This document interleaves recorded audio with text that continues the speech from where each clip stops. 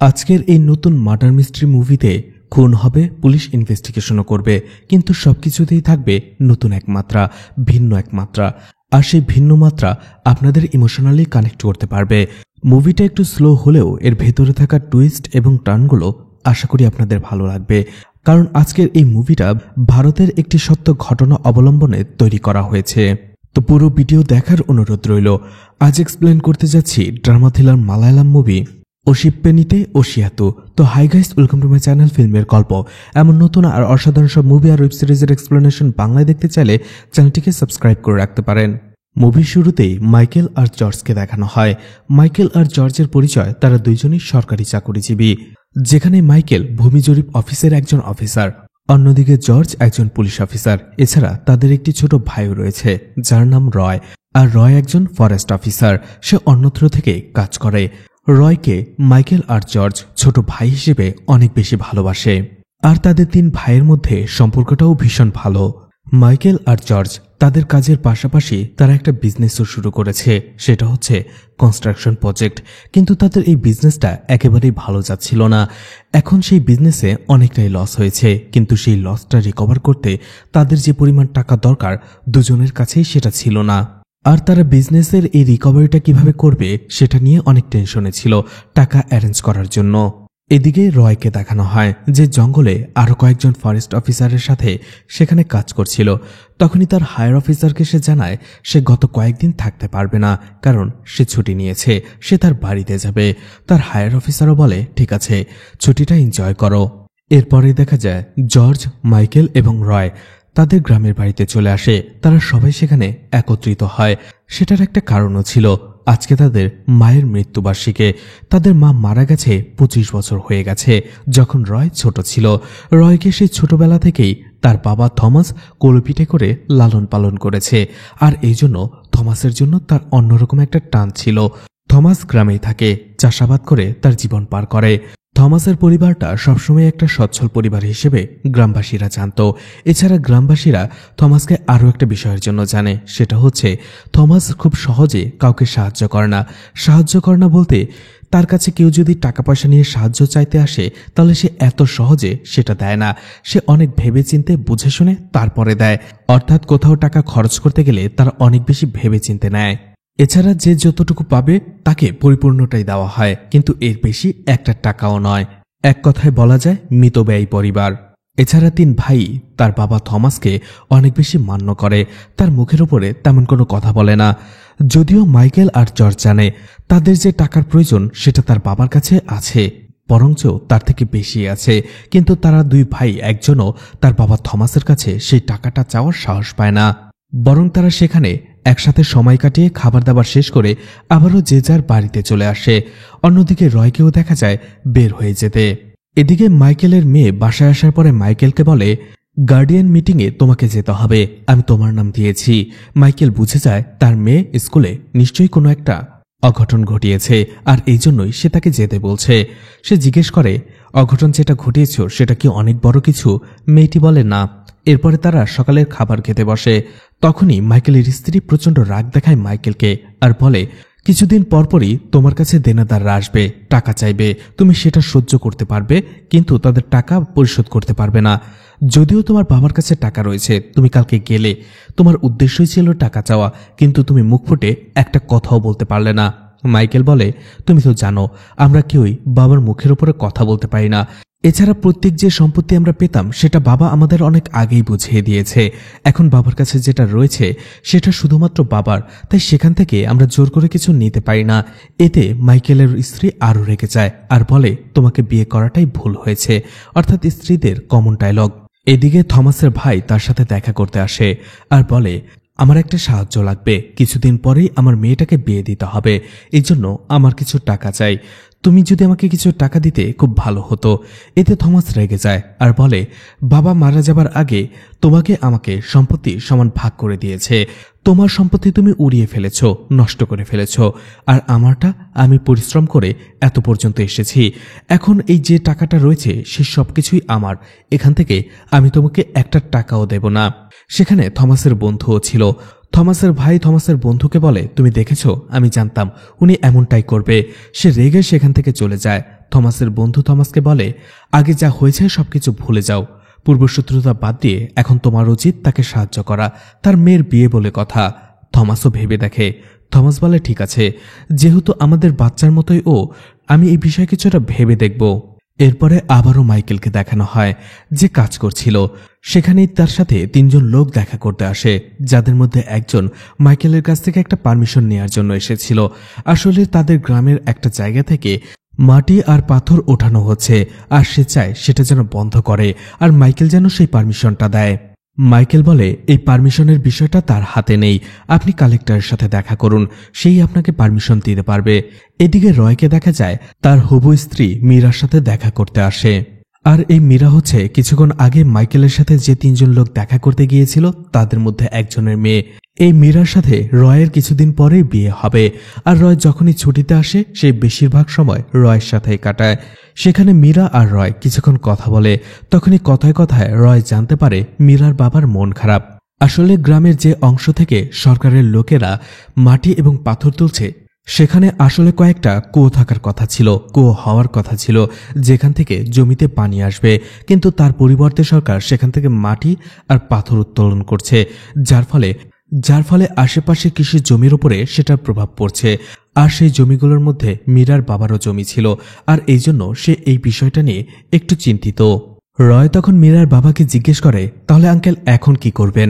লোকটা বলে, কি আর করব, যখন আবারও সরকারি গাড়ি আসবে পাথর নেয়ার জন্য, আমরা গাড়ির সামনে দাঁড়িয়ে যাব আর বলবো, যদি পাথর নিতেই হয় আমাদের বুকের উপর দিয়ে নিয়ে যান, আমরা সাধারণ মানুষ, এর থেকে বেশি আর কি বা করতে পারি। রয় বলে, ঠিক আছে, সেও সেখানে থাকবে।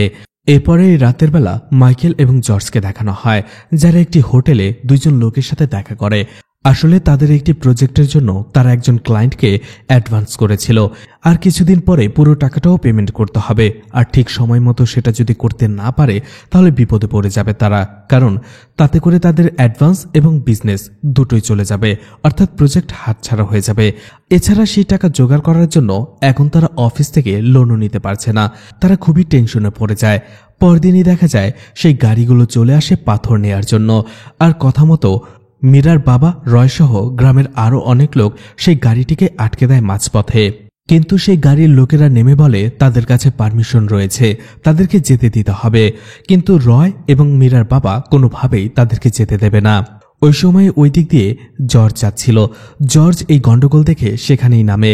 সেই লোকগুলো তাদের সব কাগজপত্র দেখায়। জর্জ দেখতে পায় সব কাগজপত্রই ঠিক রয়েছে। জর্জ সবাইকে বলে তাদেরকে যেতে দেওয়ার জন্য, কারণ তাদের কাগজপত্র রয়েছে, অনুমতি রয়েছে। তখন রয় রেগে যায় আর বলে, আপনি কি ওদের থেকে ঘুষ নিয়েছেন? কত নিয়েছেন যে এভাবে কম্প্রোমাইজ করছেন? আপনি জানেন এতে পরিবেশের কতটা ক্ষতি হবে। এমন কথা শুনে ছোট ভাইয়ের কাছ থেকে জর্জ রেগে যায় এবং সবার সামনেই তাকে একটা চর মেরে বসে। এছাড়া তাকে পুলিশ জিপে উঠিয়ে নেয়। অন্যদিকে সেই লোকগুলোকে সরিয়ে সেই গাড়িটাকে সেখান থেকে যেতে দেওয়ার ব্যবস্থা করে দেয়। জর্জ আর মাইকেল রয়কে ভালোবাসত, তাই জর্জ রয়কে চর মারার পরে তার মন খারাপ হয়ে থাকে। গাড়িতে ওঠার পরে সে রয়কে বলে, আমি সেখানে পুলিশের কর্তব্য করেছি, কিন্তু আমি তোমার বড় ভাই, তাই আমি তোমাকে উপদেশ দেব, এই সব কিছু থেকে নিজে দূরে থাকো, এতেই তোমার ভালো হবে। সে গাড়ি থেকে রয়কে নামিয়ে দেয় আর বাসায় চলে যেতে বলে। এরপরে রয়কে দেখা যায় তার মায়ের কবরের সামনে প্রার্থনা করতে। এরপরে রয় আর মীরা কিছু কোয়ালিটি টাইম স্পেন্ড করে। আসলে মীরা হোস্টেলে থাকতো। যখনই রয় ছুটি নিয়ে বাড়িতে আসে মীরাও সেখান থেকে চলে আসে, কিন্তু আজকে তার ছুটি শেষ, তাই তাকে আবারও হোস্টেলে ফিরে যেতে হবে। এই জন্য রয় নিজে মীরাকে বাস স্ট্যান্ডে বাসে উঠিয়ে দেয়। ঠিক তখনই সেখান থেকে আসার সময় রয় তার চাচার সাথে দেখা হয়। আসলে রয়ের চাচাতো বোনও হোস্টেলে থাকতো। রয়ের চাচাও তার মেয়েকে হোস্টেলে দিয়ে আসার জন্য বাস স্ট্যান্ডে এসেছিল। সেখানে রয় এবং তার চাচা গল্প করতে থাকে, কথা বলে। আসলে রয় দেখতে পায় তার চাচার মনটা খারাপ ছিল। রয় জিজ্ঞেস করে কি হয়েছে। তখন তার চাচা বলে, আসলে সামনেই তোর চাচাতো বোনের বিয়ে, কিন্তু এখন আমার হাতে টাকা পয়সা কিছুটা কম রয়েছে। যদিও আমি প্রায় সব টাকায় অ্যারেঞ্জ করে ফেলেছি, এখনো 5 লাখ টাকা কম রয়েছে। যদি সময় মতো এই 5 লাখ টাকা জোগাড় করতে না পারি তাহলে হয়তোবা বিয়েটাই ভেঙে যাবে। রয় বলে, তুমি টেনশন করো না, আমি তোমাকে 5 লাখ টাকা দেব, যে করে হোক আমি টাকা জোগাড় করব। এতে রয়ের চাচা খুশি হয়ে যায়। এদিকে মাইকেল আর জর্জ একজন কনস্ট্রাকশন ম্যানেজারের সাথে কথা বলছিল। আসলে রুলসটা এমন ছিল, যারা সরকারি চাকরিজীবী তারা কোনো সরকারি কনস্ট্রাকশনের প্রজেক্টে নিতে পারবে না, কিন্তু সেই রুল ভঙ্গ করে জর্জ আর মাইকেল সেই প্রজেক্টটা নিয়েছে। কিন্তু সেই কনস্ট্রাকশনেই তাদের লস হয়েছে, আর সেই ক্ষতিপূরণ দেওয়ার জন্য তাদের এখন 1.5 কোটি টাকা প্রয়োজন, কিন্তু এত টাকা তাদের ছিল না। এদিকে রয় চলে আসে তার বন্ধুর কাছে আর বলে তার কিছু টাকা লাগবে, 5 লাখ টাকা। সে যদি তাকে সেই 5 লাখ টাকা ধার দেয় তাহলে সে তাকে পরিশোধ করে দেবে। তার বন্ধু হেসে বলে, আমার কাছে খাবারের টাকা নেই, আর তুই আমার কাছে 5 লাখ টাকা চাচ্ছিস? তোর বাবার কাছ থেকে নে, তার কাছে অনেক টাকা রয়েছে, 5 লাখ টাকা তো এমনিতেই দিয়ে দেবে। রয় বলে, সেটাই তো সমস্যা, আমি তার কাছে চাইতে পারবো না, আর চাইলেও সে মানা করে দেবে, তুই তো তাকে চিনিস। কিন্তু রয় তার চাচাকে কথা দিয়েছে, তাই তার বাবার কাছ থেকে চাওয়া ছাড়া এখন তার হাতে আর কোনো উপায় নেই। এদিকে মাইকেল, জর্জ এবং তাদের স্ত্রীরা একসাথে মিটিং করতে থাকে।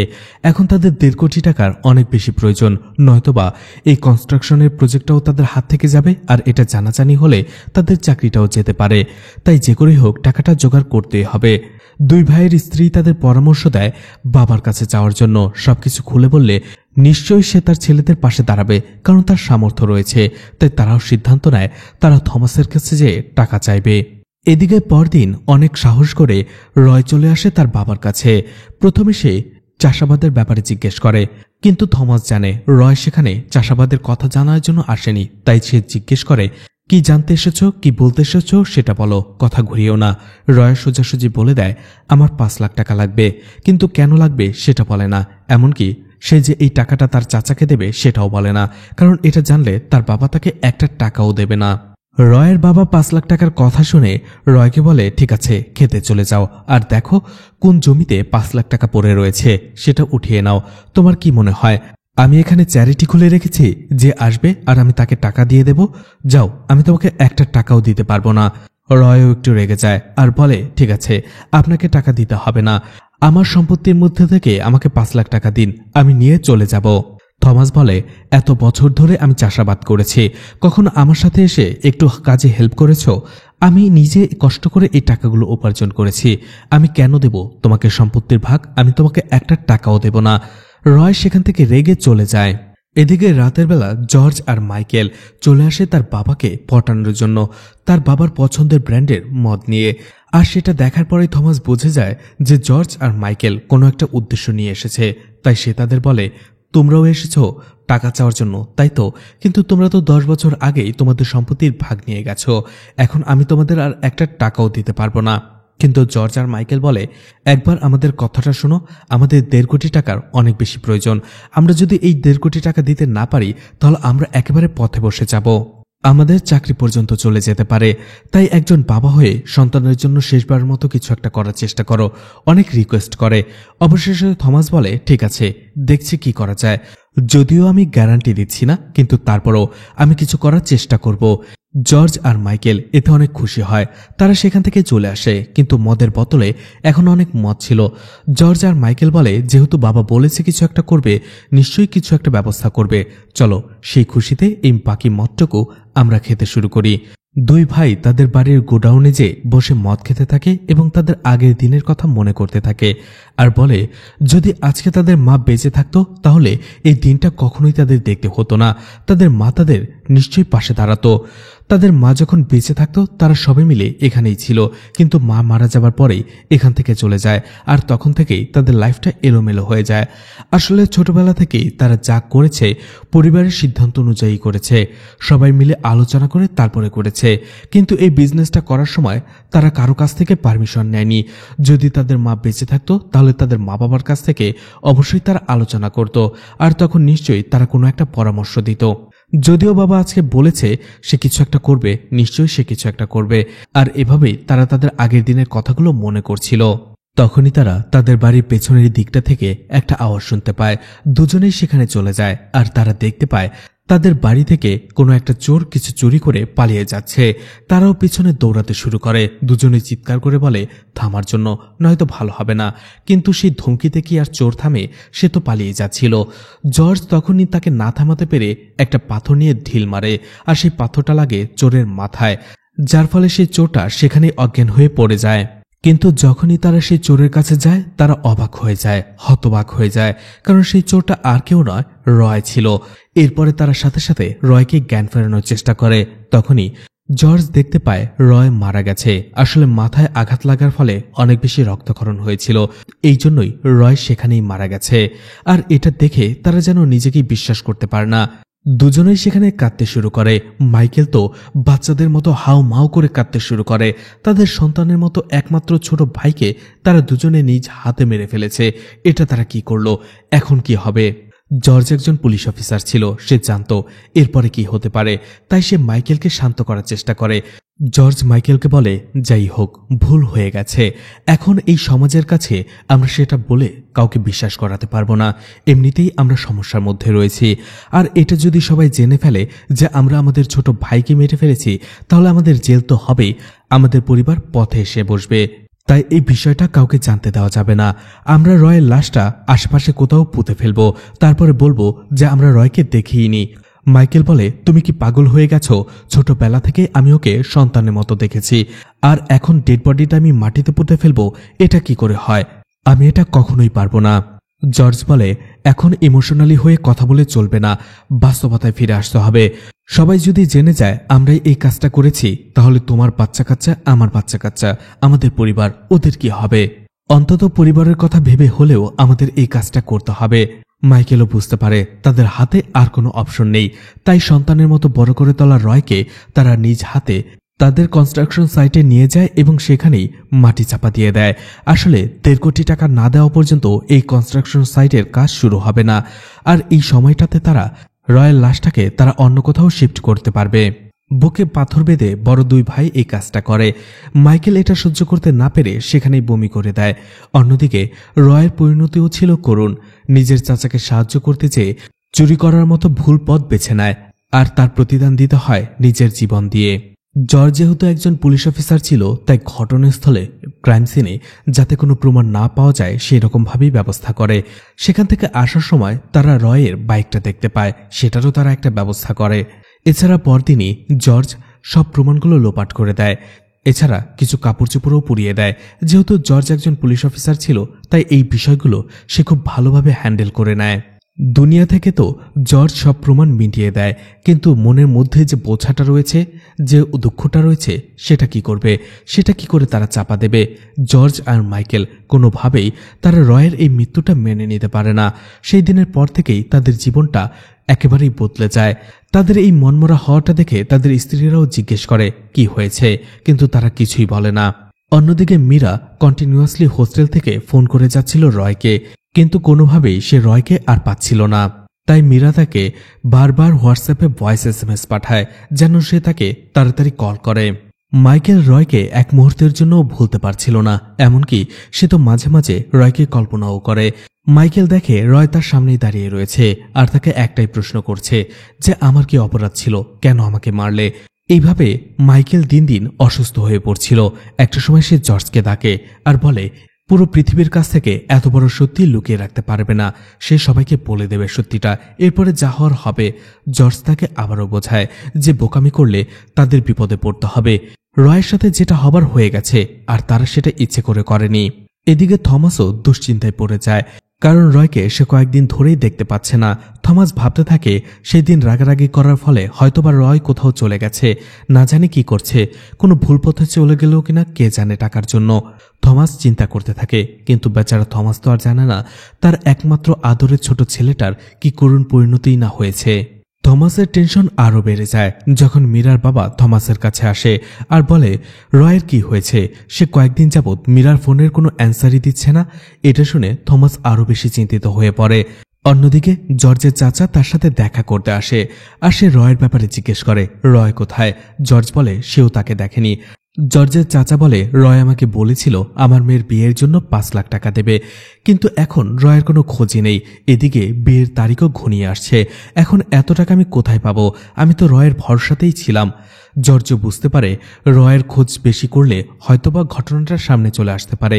এই জন্য সে বলে ঠিক আছে, আপনি টেনশন করবেন না, আমি আপনাকে 5 লাখ টাকা দেব।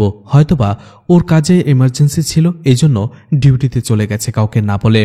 এদিকে থমাস জর্জের কাছেও রয়ের কথা জিজ্ঞেস করে। জর্জ একই কথা বলে যে হয়তো ডিউটি থেকে ইমার্জেন্সি তাকে ব্যাক করতে বলেছে, আর এই জন্যই তাড়াহুড়ো করে কাউকে কিছু না বলেই চলে গেছে। কিছুদিন পরে ফ্রি হয়ে নিশ্চয়ই দেখবেন ফোন দেবে। কিন্তু বাবার মন তো এসব কথায় মন মানে না। সে টেনশনে পড়ে যায়, আর এই টেনশন থেকেই থমাস সবার সাথে কথা বলা বন্ধ করে দেয়। আর এতে কিছুদিন পরে থমাস অসুস্থ হয়ে মারা যায়। থমাস মারা যাওয়ার ঘটনায় স্বাভাবিকভাবেই থমাসের পরিবার, আত্মীয় স্বজন সবাই সেখানে চলে আসে। কিন্তু সেই সব আত্মীয় স্বজনের মাঝেও রয়কে কেউ দেখতে পায় না। তাই সবাই প্রশ্ন তোলে, পরিবারের ছোট ছেলে কোথায়?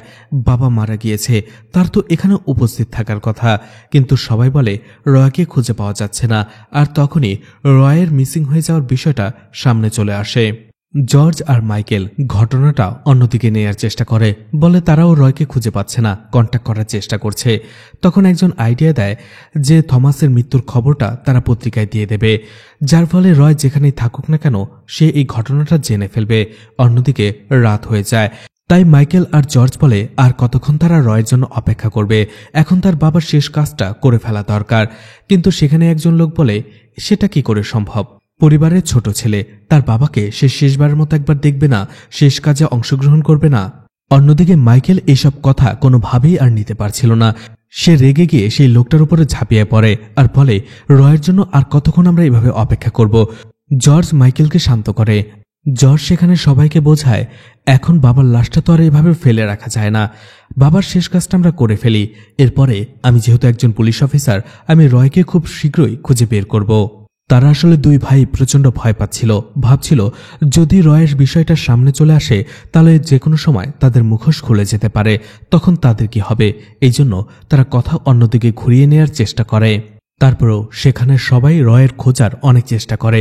দূরের আত্মীয় স্বজন, বন্ধু বান্ধব, যেখানে রয় যেতে পারে সব জায়গায়, সম্ভাব্য সব জায়গায় রয়ের খোঁজ নেওয়া হয়, কিন্তু কোথাও রয়কে পাওয়া যায় না। সবথেকে বড় টেনশনে ছিল মীরা। মীরা ভাবতে থাকে নিশ্চয়ই রয়ের সাথে কোনো দুর্ঘটনা ঘটেছে, সে নিশ্চয়ই কোনো বিপদে পড়েছে।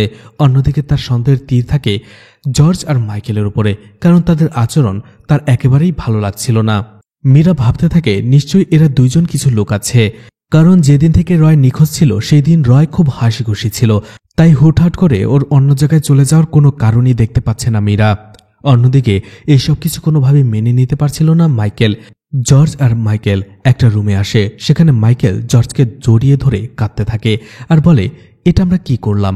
নিজের ছোট ভাইকেই মেরে ফেললাম, আর এখন সেটা দুনিয়ার সামনে বলতেও পারছি না। আমরা মিথ্যে বলে যাচ্ছি। এত বড় বোঝা সত্যি আমি আর সইতে পারছি না। জর্জ বলে, টেনশন করো না, ধীরে ধীরে সব ঠিক হয়ে যাবে, একটু ধৈর্য ধরো। অবশেষে টানা 2 দিন অপেক্ষা করার পরে থমাসের শেষ কাজ সম্পূর্ণ করা হয়। অন্যদিকে সেই পরিবারের আত্মীয় স্বজনরা সবাই জর্জকে বলে, তুমি যে করেই হোক তদন্ত শুরু করো, রয়কে খুঁজে বের করো, নয়তোবা আমরা রয়ের নামে মিসিং কমপ্লেন লেখাতে বাধ্য হব। সেটার প্রয়োজন হবে না, সে এখন থেকেই তদন্ত শুরু করবে রয়কে খোঁজার জন্য। আসলে জর্জ জানত যদি এই মিসিং কমপ্লেনটা লেখানো হয় এই কেসটা কখনোই জর্জ পাবে না, কারণ প্রোটোকলের হিসাব অনুযায়ী কোনো পুলিশ অফিসারের পরিবারের কোনো কেস হলে তাকে সেটা দেওয়া হবে না, অন্য কাউকে দেবে। আর অন্য কোনো পুলিশ অফিসার যদি এই কেসটা ইনভেস্টিগেশন করে তাহলে সব তথ্য প্রমাণ ধীরে ধীরে বের হয়ে আসবে।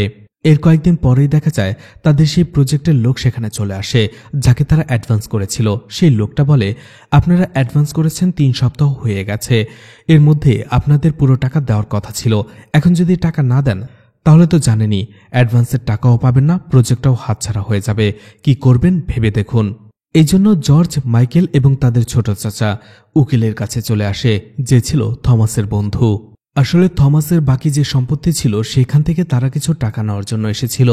ঠিক তখনই সেই লয়ার বলে, থমাস মারা যাবার আগেই উইল করে গিয়েছিল, তার সব সম্পত্তি কে পাবে?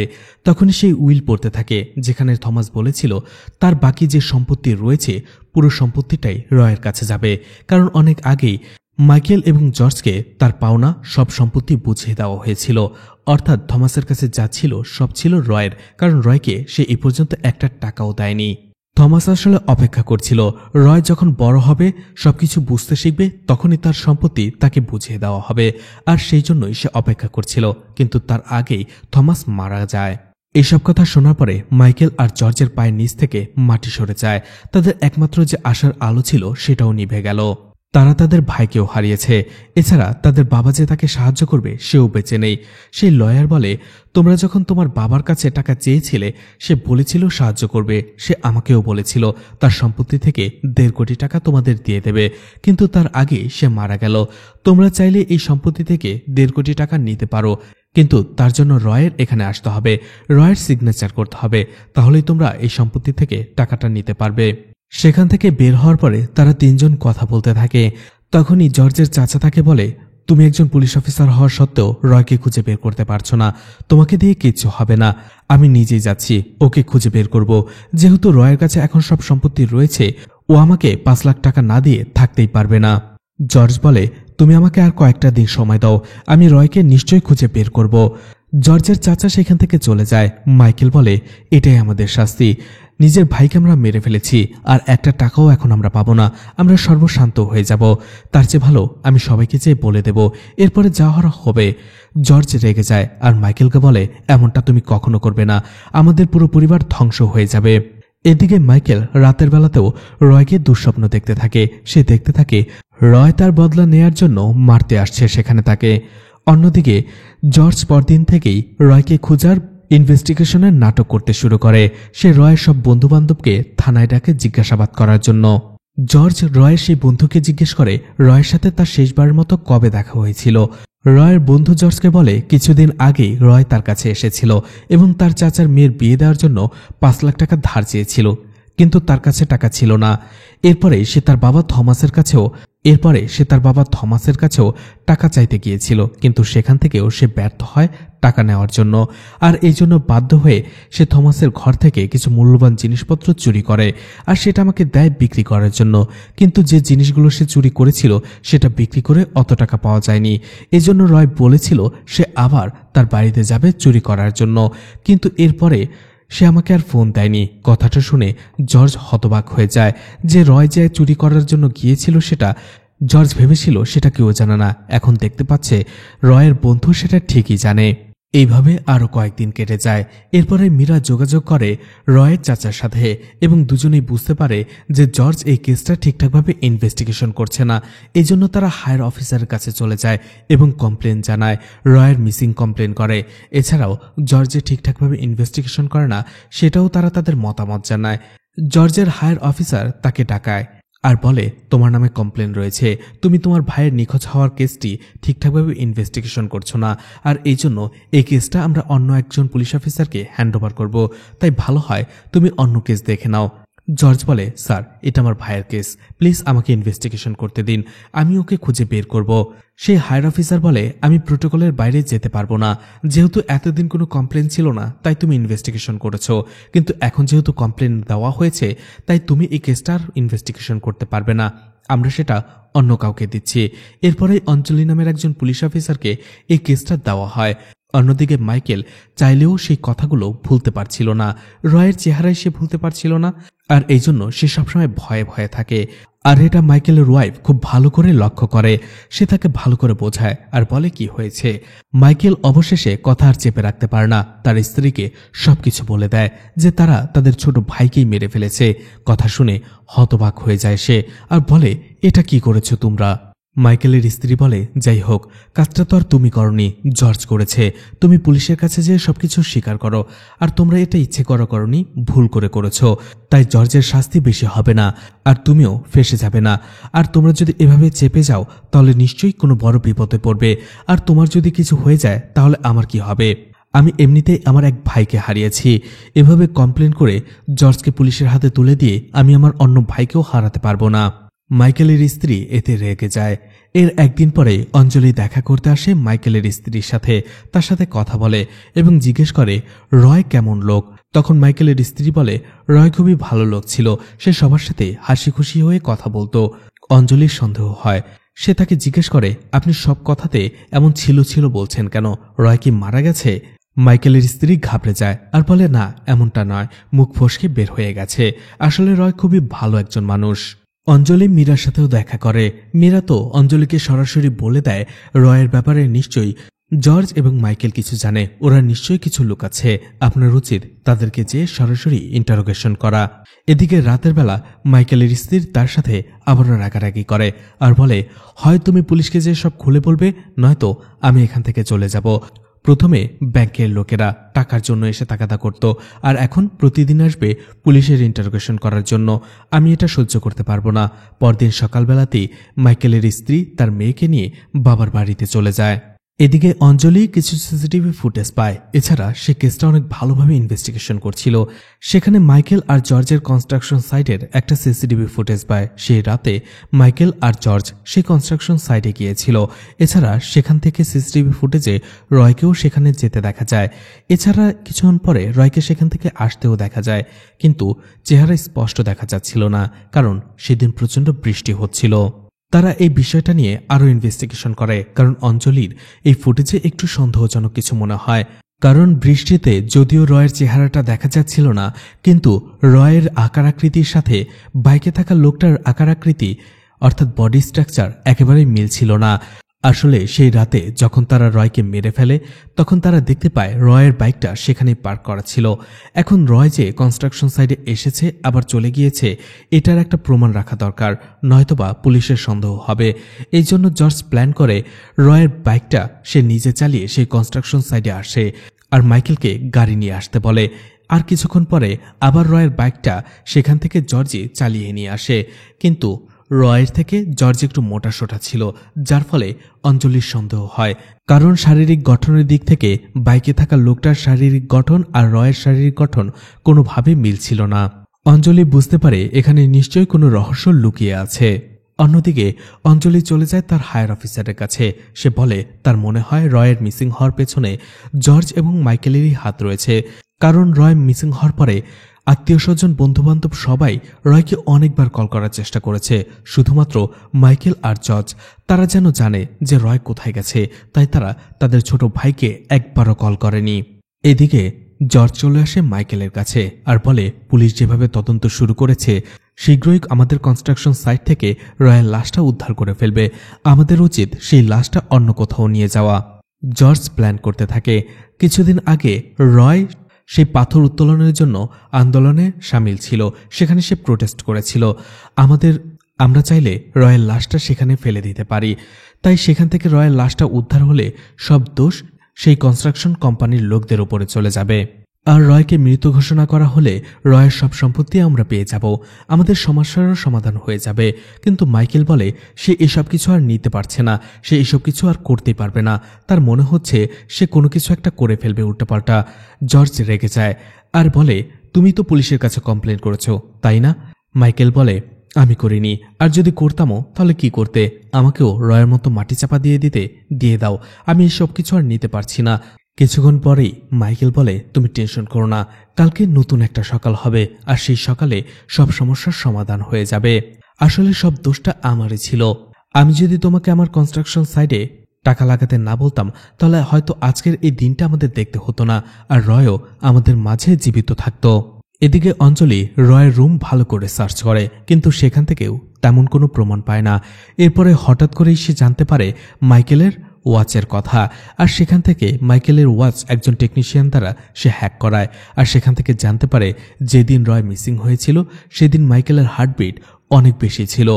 রয় বুঝতে পারে সেদিন এমন কিছু হয়েছিল যাতে মাইকেল হয়তোবা দৌড়েছে, নয়তোবা কোনো কিছু দেখে অনেক বেশি ভয় পেয়েছে। আর এর ফলেই অঞ্জলির মাইকেল এবং জর্জের প্রতি সন্দেহটা অনেক বেশি বেড়ে যায়।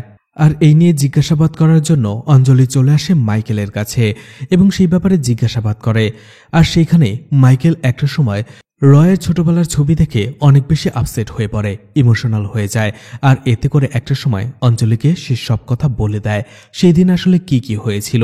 এরপরেই মাইকেল অঞ্জলি এবং পুলিশ টিমকে সেই কনস্ট্রাকশন সাইটে নিয়ে যায় যেখানে রয়ের লাশটা পোতা ছিল। অন্যদিকে পুলিশ টিমকে সব জায়গায় খবর দেওয়া হয়। ওয়াকিটকিতে জর্জ যখন এই খবরটা পায়, সাথে সাথে সেখানে চলে আসে। জর্জ মাইকেলকে ভুল বুঝতে থাকে। সে ভাবে সে হয়তো জর্জকে ফাঁসি দিয়ে নিজের রাজসাক্ষী হয়ে গেছে এবং পুলিশকে সব জানিয়ে দিয়েছে। কিন্তু জর্জ অবাক হয়ে যায় যখন দেখে যে জর্জকে কোনো পুলিশ অফিসারই কিছু বলছে না, উল্টো মাইকেলকে সবাই ধরে নিয়ে যাচ্ছে।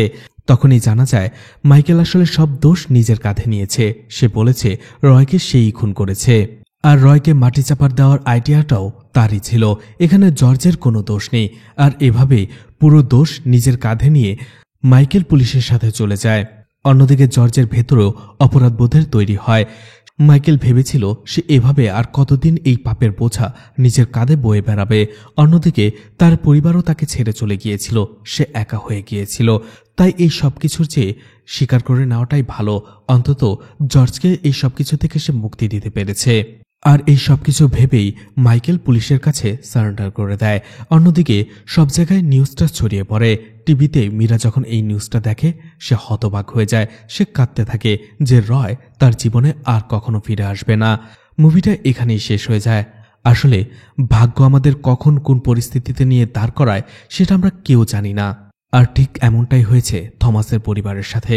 তার 3 ছেলে এমন একটা পরিস্থিতির শিকার হয়েছে যেটা তারা কখনো কল্পনাও করেনি।